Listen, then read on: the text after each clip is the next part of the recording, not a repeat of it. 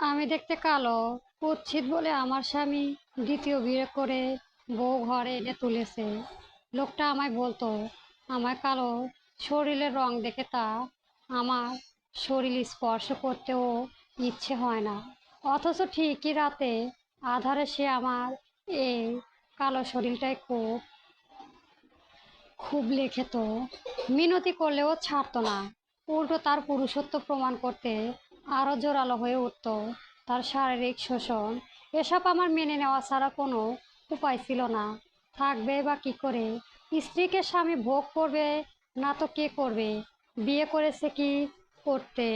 না মেনে নেওয়াটাই তো হাসির কথা নয়। লোকজন তো হাসবে। এরকম অনেক হাসির কথা রয়েছে আমার জীবন জুড়ে, যেখানে বয়স 15 হতে বাবা মা তার কালো উচ্চতা খাটো দেখতে মেয়েটিকে বিদায়ের জন্য উঠে পড়ে লেগেছিল, সেখানে পরের ছেলেকে কি দোষ দেয়? আমাকে বিয়ের দিন আমার বাবা মা যে স্বস্তির শ্বাস ছেড়েছিল সেই দিন আমার বিদায়ের সময় আমার বাবা চোখে এক ফোঁটাও পানিও দেখেনি। সেই দিনই বুঝে গিয়েছিলাম বেশ ভালোভাবে যে কত বড় বোঝা আমি তাদের কাছে। বোঝাকে নামিয়ে তো শান্তি পাবে। হলো ঠিক তাই। তাদের বিয়ের শুরুতে একটু অশান্তি দিলেও এখন আমার বাবা মাকেও আমি শান্তিতে রেখেছি। একটু শান্তিতে বাঁচতে চেয়েছে তারা, আমি সেই শান্তি থেকে বঞ্চিত বেশিক্ষণ আর করিনি। আরে অচল, আর কতক্ষণ দাঁড়িয়ে থাকবি শুনি? তোর স্বামী যে ডাকছে তোকে। ফুপো। শাশুড়ি ডাক শুনে ঘুরে দাঁড়ালাম। পান চিবোতে চিবোতে ভদ্র মহিলা আমাকে ডেকে যাচ্ছেন।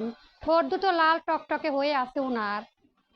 আজ আবার উনার ভাগ্নের বিয়ে কিনা। বেশ সেজেগুজে আছে তিনি। জামা কাপড় শাড়িতে সৌন্দর্য ফুটে উঠেছে দ্বিগুণ। তার স্বাভাবিকই আমাকে কেন ডাকছে? সে তুই শোন গিয়ে। আমার ইচ্ছে হলো না শুনতে। এখনো সব শোনার ইচ্ছে সাথে সাথে সময়ও নেই। এই তো নাহিদ বিয়ে করে এনেছে বিকেল বেলা। নতুন বউ এসেছে, দ্বিতীয় বউ বলে তেমন আয়োজন করেনি। তবে আত্মীয় স্বজন ঘর ভরে আছে। কোনো কোনো প্রতিবেশী দেখেছিল অচেনা সভা বসিয়েছে, যার কেন্দ্রবিন্দু আমিও হলে আমার উপস্থিত সেখানে নেই। থাকলেও হয়তো আমার টিটকারি করার নামে তাদের শোক সভা আরো উপচে পড়তো। আজ আমায় কেউ কাজের কথা বলেনি, আর নিজের শাশুড়ি আম্মা একটা কথাও বলল না। অন্যদিন সকালে নাস্তা দিতে একটু দেরি হলে বাড়ি মাথায় করতেই তিনি সেই মহিলা চুপচাপ রয়েছে। একটাও বেশ ভাবনা চিন্তা করার পর বুঝলাম আমাকে চুপে রাখতে সবার এত আয়োজন, যেন আমার জন্য কোনো বিঘ্ন না ঘটে।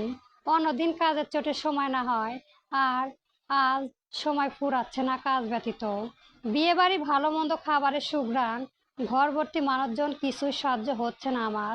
মনটাকে ফুরফুরা করতে পা বাড়ালাম ছাদের দিকে। হাঁটতে হাঁটতে একদম কিনারা এসে দাঁড়ালাম। এখান থেকে নিচে উঠোনে স্পষ্ট দেখা যাচ্ছে। সেখান থেকে দেখলাম নাহিদ গাড়ি থেকে নামছে। গাড়ির ভেতর বোধহয় নতুন বউসা বসা।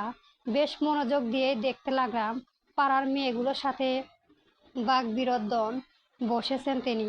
একটু পরই ভেতর থেকে নতুন বউকে পাজা কোলে করে নিয়ে বের হলো। তারপর হাসতে হাসতে সোজা ভেতরের দিকে ঢুকলেন। টাকা হাত ছাড়া হওয়াতে মেয়েগুলো মুখ মলিন হয়ে রইল। কেন জানি মনে পড়ে গেল যখন বধূ সেজে আমি এসেছিলাম। গাড়ি থামাতেন তিনি, গট গট করে সোজা হেঁটে চলে গিয়েছিলেন। এবারে পেছনে ফিরে তাকায়নি, ভাবেওনি এই নতুন বাড়িতে নতুন পরিবেশে তিনি ছাড়া তখনও আমার আপন বলতে কেউ হয়ে ওঠেনি। অবশ্য তারপর যে ভদ্রলোক আমার খুব আপন হয়ে উঠেছিল তাও বলতে পারলাম না। যদি হতোই তাহলে নিশ্চয় এখন নিজের সতীন দেখা লাগতো না। আমি আজ ঠিক করেছি কাঁদব না। অথচ চোখ উঁচু করে খোলা আকাশটার দিকে তাকাতেই বুকটা কেমন ভার হয়ে উঠল। স্বামী তো স্বামী তো আমারই ছিল নামের দিক দিয়ে সমাজের চোখে, কিন্তু কোনোদিনও কি সত্যি আমার হয়েছিল? ঘরটা ফুলে ফুলে সাজানো, গোলাপ, রজনীগন্ধা, ঝাঁঝর লাইটে ঝলমল করেছে চারপাশ। বিছানার চাদরটা নতুন লাল রঙে, তার উপর সাদা ফুলের নকশা। বালিশে গুজে দেওয়া গাঁদা গোলাপের পাপড়ি, হালকা আতরের গন্ধ মিশে আছে। এই ঘরে আমি কত রাত কাটিয়েছি অন্ধকারে চুপচাপ নিজের কান্নায় গিয়ে। আজ সেই একই ঘর যেন একদম নতুন হয়ে উঠেছে। শুধু আমি পুরো হয়ে গেছি। দরজার ফাঁক দিয়ে একবার তাকিয়ে দেখলাম নতুন বউ লাজুক হয়ে বসে আছে, মাথা নিচু করে। লাল শাড়িতে মুখটা যেন আলোয় ছাড়াচ্ছে। পাশে নাহিদ হাসছে, সেই হাসি আমি কোনোদিনও পাইনি। ফুলের তীব্র গন্ধে আমার দম বন্ধ হয়ে আসছে। আজ এই ঘরে আমি থাকবো না, থাকবে সেই মেয়েটি যাকে নাহিদ ঘটা করে বিয়ে করে এনেছে, যার গায়ের রং নাকি দুধে আলতা, যে আমার দেখে বিদ্রুপ করেছে। বাসর রাতে এই ঘরে কোনো ফুল ছিল না, ছিল শুধু নাহিদের গায়ে তামাক আর মদের উৎকণ্ঠা গন্ধ। সেই দিন সেই ঘরে ঢুকে লাইটটা নিভিয়ে দিয়েছিল, বলেছিল, আলো জ্বললে তো তোকে দেখা যায় না, অন্ধকারে সব সমান। অথচ সেই ঘেন্না নিয়ে সেই রাত আমার উপর ঝাঁপিয়ে পড়েছিল। আমার কান্নায় বালিশ ভিজে একাকার হয়ে গিয়েছিল, কিন্তু তার পুরুষত্ব তাতে দমে যায়নি, বরং আমার অসহায়ত্ব তাকে আরো বেশি হিংস্র করে তুলেছিল। আমি আড়াল থেকে দেখলাম সে হাসি মুখে ফুলের মালাগুলো ঠিক করে দিচ্ছে। যে হাত দিয়ে সে আমায় অমানবিকভাবে প্রহার করত, সেই হাত আজ কত যত্ন করে বাসর ঘর সাজাচ্ছে। ওর ভারী এখানে দাঁড়িয়ে কি দেখছে? আমি হাসলাম, লোক দেখানো সেই হাসি। মনের ভেতর বিষাদ আগ্নেয়গিরির মতো জ্বললেও মুখে হাসি রাখাটা এখন আমার অভ্যেস হয়ে গেছে। নাহিদ সিঙ্গেল পাঞ্জাবিতে নিজেকে বেশ গুছিয়ে নিয়েছে। আয়নার সামনে দাঁড়িয়ে চুল ঠিক করতে সে একবারও আমার কথা ভাবলো না। কথায় কথায় সে বলতো আমি যেই বাড়ির অচল পয়সা, তা সে প্রমাণ করে সেরেছে। বাসর ঘরে দরজাটা বন্ধ হওয়ার পর শব্দ পেলাম। একটা দীর্ঘ নিঃশ্বাস ফেলে নিজের অন্ধকার ঘুপচি ঘরটার দিকে পা বাড়ালাম। চোখের জল মুছে নিলাম। বুকের ভেতরটা ফাঁকা লাগছে, কিন্তু অদ্ভুত একটা হালকা ও লাগছে। একটু আগে যে ঘরটাকে এত আলোকসজ্জা দেখে এলাম, আমার এই অন্ধকার ঘরটা ঠিক তার উল্টো। যে নাহিদের জীবনের সব আলো ওই নতুন ঘরে, আর আমার ভাগে পড়ে রইল এক নিকষ কালো অন্ধকার। রুমে এসে দেখি আমার খাবারের থালা।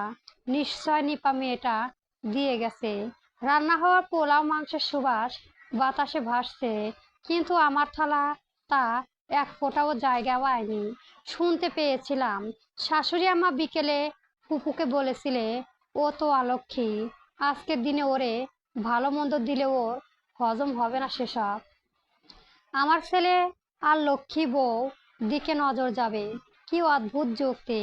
যে মানুষটা এই সংসারের জন্য দিন রাত খাটলো, সে হয়ে গেল অলক্ষ্মী। আর যে আজ মাত্র পা রাখলো, সে রূপের জোরে লক্ষ্মী। সকাল ভোর কিছুই খায়নি, খিদের জ্বালায় এত ভাত কটা গিলতে গিলতে গলা আটকে আসছিল, চোখ ফেটে জল আসছিল বারবার। মায়ের কথা মনে পড়লো। এই তো গত মাসে যখন বাবার অসুখের কথা শুনে কায়দা করে নাহিদের কাছ থেকে 1000 টাকা চেয়ে পাঠিয়েছিলাম, মা চিঠিতে লিখেছিল, জামাইয়ের অবাধ্য হোস না মা, ও যেমনই করুক ওইটাই তোর ভাগ্য, মানিয়ে গুছিয়ে থাক। এই সংসারে এসে আর কি করবি? মানিয়ে নেওয়া, এই একটা শব্দ আমার পুরো জীবনটাকে গিলে খেয়েছে। বাপের বাড়ি আমার বোঝা নামিয়ে বেঁচেছে, আর শ্বশুর বাড়ি আমাকে সস্তা দাসী বানিয়ে রেখেছে। রাত তখন আরো গভীর। চারপাশটা আস্তে আস্তে নিঝুম হয়ে এলো। মেহমানরা যে যার মতো ঘুমিয়ে পড়েছে, কিন্তু আমার চোখে ঘুম কোথায়? আমি শুয়ে শুয়ে সিলিং এর দিকে তাকিয়ে রইলাম। দেওয়াল ঘড়ির টিক টিক শব্দ বুক কাঁপিয়ে দিচ্ছে। হঠাৎ মনে হলো পাশের ঘর থেকে হাসির শব্দ আসছে। নাহিদের সেই পরিচিত গম্ভীর গলার হাসি। বুকের ভেতর যেন কেউ ধারালে দিয়ে হুবলে ধরলো। রূপের এত জোর! একটা মানুষের গায়ের চামড়া ফর্সা হলে তার সব অপরাধ ক্ষমা পেয়ে যায়, আর কালো হলে তার আত্মত্যাগও আবর্জনা মনে হয়। চোখের কোণে বয়ে নোনা জল গলা বয়ে নামছে। রাগ, ক্ষোভ নাকি নিজের ভাগ্যের প্রতি তীব্র করুণা, তা জানি না। শুধু জানি এই বাড়িতে আমার অস্তিত্ব একটা আসবাবপত্রের চেয়েও কম। হঠাৎ মনে হলো আমি কেন কাঁদছি? যার কাছে আমার কোনো মূল্য নেই, তার জন্য এই চোখের জল ফেলা তো নিজের অপমান। বাবা মা শান্তিতে আছে, নাহিদও তার মনের মতো রূপবতী বউ পেয়েছে। মাঝখান থেকে আমি শুধু এলাকায় নিজেকে নিজেরই বললাম, আজ থেকে তোর সব কান্না শেষ। অচল, তুই তো অচল পয়সা। আর অচল পয়সা কোনো সিন্দুক থাকে না, তাকে অবহেলা ঘরের কোণে পড়ে থাকতে হয়। আজানের আওয়াজ কানে আসতে আমার ঘুম ভেঙে গেল। উঠে বসলাম, পুরো বাড়ি থমথমে স্নিগ্ধ। কাল রাতে হুলস্থুল ধকলের পর সবাই এখন গভীর ঘুমে আচ্ছন্ন। আমি বিছানা ছেড়ে উঠে অজু করে ফজরের নামাজটুকু পড়ে নিলাম। মোনাজাত শেষ, মনটা কেমন যেন অদ্ভুত রকম হালকা হয়ে এলো। ঠিক তখনই দরজার ওপাশ থেকে ভেসে এলো আমার শাশুড়ি আমার চড়া কণ্ঠ। হাজেরা বেগম। বয়স 35 পেরিয়েছে। মাথার চুলে পাক ধরেছে ও নিয়মিত মেহেন্দি দিয়ে তার লালচে করে রাখে, যাতে বয়সের ছাপ সহজে বোঝা যায় না। পরশুদিনই আমাকে এই ছোট্ট ঘরটাকে পাঠিয়ে দেওয়া হয়েছে। আগে এখানে সংসারে বাতিল ও পুরনো জিনিসপত্র স্তূপ করে রাখা হতো। মিনু মাসি এসে সে আবর্জনাগুলো একপাশে সরিয়ে সামান্য জায়গা করে দিয়েছিল। কাঠের একটা পুরনো চৌকিতে তোশক পেরে পেতে আর এক কোণে একটা কাঠের আলনা বসিয়ে দেওয়া হয়েছে। নাহিদ দয়া করে ছাদে যাওয়া তার থেকে একটা লাইন টেনে এসে একটা ফ্যান আর লাইট ঝুলিয়ে দিয়ে গেছে। ব্যাস এইটুকু এখন আমার পুরো জগৎ। হাজেরা বেগম হুট করে এই ভোরে কেন আমার ঘরে সামনে আসলেন তা বুঝতে বাকি রইল না। যখন দরজায় ধূপ থাপ থাপ্পড় মেরে পরিচিত কণ্ঠ গলায় বসতে লাগলাম, নিজের দায়িত্ব সব ভুলে গেলা নাকি? এখনো রান্নাঘরে যাওনি কেন? এতগুলো মানুষ সকালের নাস্তা করবে না? নবাবজাদি কি এখন বসে বসে খেয়াল দেখবে? আমি চুপ করে বসে রইলাম। একটা শব্দ মুখ ফুটে বললাম না। আমার নিস্তব্ধ দেখে তিনি ফের খিচে উঠলেন, আর শোনো, একটু পর নতুন বউ বাড়ি থেকে ওর পরিবারের লোক আসবে।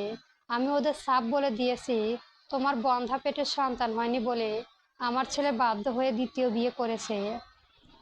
এটাই তো সত্যি, তাই না? তাই ওদের সামনে তুমি ভুলেও যাবে না। একদম ঘরে সে দিয়ে থাকবে। কোনো উল্টাপাল্টা কথা যেন ওদের কোনো না কানে না যায়, মনে থাকে যেন। কথাগুলো বলেই তিনি গট গট করে চলে গেলেন। আমি একটা দীর্ঘশ্বাস ফেলে বিছানা ছেড়ে নামলাম। শাড়ির অচালটা কোমরে শক্ত করে পেঁচিয়ে সোজা রান্নাঘরের দিকে পা বাড়ালাম। মিনু মাসি এখনো এসে পৌঁছানি। ফাঁকা নীরব রান্নাঘরে গিয়ে চুলায় চাপে পাতিলটা বসিয়ে দিলাম। আগুনের লনিহা শিখায়ের দিকে তাকিয়ে মনে হলো ভিতরে জ্বালাতে থাকা ক্ষোভের রূপ বুঝি ঠিক ওরকমই। হঠাৎ বাইরে নতুন বউ আর নাহিদের হাসি মিষ্টির শব্দ কানে এলো। বাসর ঘরের দরজা খুলে ও বের হয়েছে। আমি চায়ের কাপ হাতে রান্নাঘরে অন্ধকার কোণায় দাঁড়িয়ে রইলাম। নিজেকে আজ কেন জীবন্ত মানুষ মনে হচ্ছে না। মনে হচ্ছে এই সংসারে এক কোণে পড়ে থাকা একটা অচল পয়সা, যার রূপ নেই, দাম নেই, কিন্তু সকাল থেকে রাত পর্যন্ত খাটিয়ে নেওয়ার প্রয়োজনটা ঠিক 16 আনা আছে। তখনই রান্নাঘরে এলো আমার বড় যা মিথিলা ভাবি। নাহিদেরা মোট 3 ভাই। নাহিদ মেজো আর ছোট ভাই এখনো পড়াশোনা করছে, বিয়ে করেনি। মিথিলা ভাবি আমাকে সরাসরি কোনোদিনও তুচ্ছ তাচ্ছিল্য না করলেও আমাকে যে উনি দেখতে পারে না বা পছন্দ করে না তা গত 1 বছরে আমি বেশ বুঝিয়েছি। তিনি ভেতরে ঢুকে মেজাজ দেখিয়ে বললেন, শরত অচল, আমার গত রাতে ভিজানো মেথি পানিটা কোথায় রেখেছো? আমি শান্ত গলায় বললাম, আমি তো জানি না ভাবি। শুনেই তিনি রেগে আগুন হয়ে গেলেন। চোখ মুখ ঘুরিয়ে বললেন, কেন জানো না? সব কাজে তোমার এক কথা, নিজেকে মেইনটেইন করতে হয়, আমার শরীর চেহারার যত্ন নিতে হয়, না হলে তো কোনোদিনও তোমার বরের মতন আমার বড় হাতছাড়া হয়ে যাবে। পুরুষ মানুষ তো সব রূপের পূজারী। চেহারা শরীর ভালো না হলে কি আর ধরে রাখা যায়? আমি কিছু না বলে শুধু একটা ফিকে হাসি হাসলাম। আমি হাসির অর্থ বুঝতে না পেরে উনি মুখ বাঁকিয়ে চলে গেলেন, আর ফিরে এলেন না। আমি চুপচাপ চা বানানোর প্রস্তুতি নিচ্ছি, এমন সময় হাঁপাতে হাঁপাতে মিনতি মাসি এলো। রান্নাঘরে আমাকে কাজ করতে দেখে চমকে উঠে বলল, এ কি রে বউ, তুই এখানে এখন? আজকের দিন কাজ না করলে তো হতো না তোর। আমি চায়ের পাতা ছাড়তে ছাড়তে বললাম, না করলে কি আর চলে মাসি? শাশুড়ি মাঝে নিজে এসে ডেকে পাঠালেন। মিনতি মাসি রাগে গজ গজ করতে করতে বলল, এগুলো মানুষ না অন্য কিছু? আমি জানি না। তোর এই কঠিন মন দেখে আমার চোখ দিয়া পানি চলে আসে। সর এখান থেকে, তুই তুই যা নিজের ঘরে। আমি কাতরাচ্ছি সব কাজ, করতাছি সব কাজ। আমি একটুখানি মালিক মলিন হেসে বললাম, সংসারে এই একটুখানি কাজের জায়গাও যদি তুমি আমার কাছ থেকে কেড়ে নাও মাসি, তাহলে যে আমার এই বাড়িতে আর কোনো ঠাঁই থাকবে না গো। আমার কথা শুনে মিনতি মাসির চোখ দুটো ছলছল করে উঠল। মায়ামাখা গলায় বলল, কেন অনার্থ পড়ে আছিস রে মুখ করি? জানা এখন থেইকা তোর বাপের বাড়ি চইলা যা। এগুলা কি মানুষের সহ্য করার মতন নির্যাতন? আমি চুলাটা কমিয়ে দিয়ে একটা দীর্ঘশ্বাস ফেললাম। বাবা আমার এক সাধারণ মধ্যবিত্ত পরিবারের কর্তা মাসি।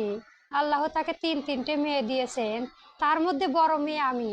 তাও আবার কি কুৎসিত রূপ নিয়ে জন্মালাম, তার উপর তেমন লম্বাও হলাম না। সে কত খুদ নিয়ে জন্মেছি। ছোটবেলা থেকেই পাড়ার লোক বলতো আমার বচা নাক আর গায়ে কালো রঙের জন্য নাকি কোনোদিনও বিয়ে হবে না। ছোটবেলা থেকেই লজ্জা রঙে উজ্জ্বল রঙের কাপড় চোপড় পরতে পারিনি। মা কিনে দিত না, বলতো কালো গায়ে নাকি মানায় না। বাকি বোনেরাও আমার সাথে কোথাও বের হতো না। সবার কত কথা শুনলাম। কোনো মতে এইচএসসি পরীক্ষাটা দিয়েছিলাম, ভালো রেজাল্ট করলেও কলেজে ভর্তি করায়নি বাবা। কেন করাবে? কালো মেয়েটাকে যত জলদি পরে বাড়িতে পাঠানো যায় আর কত কথা শুনবে ব্যাস। ওইটুকু বয়সেই, মনে 16 বছর বয়সেই বাবা আমাকে ঘাট থেকে নামাতে ব্যস্ত হয়ে পড়লো। বলো পাত্র নাকি অনেক বড় লোক। পাত্রের বাবা আমাকে পছন্দ করেছে জানো মাসি। 5 লক্ষ টাকা ঋণ আর জমানো সামান্য খরচ করে বাপ আমার এই বিয়ে দিয়েছিল। কত কষ্টে অত বড় বোঝাটাকে তিনি এতগুলো টাকা খরচ করে বিদায় করেছেন।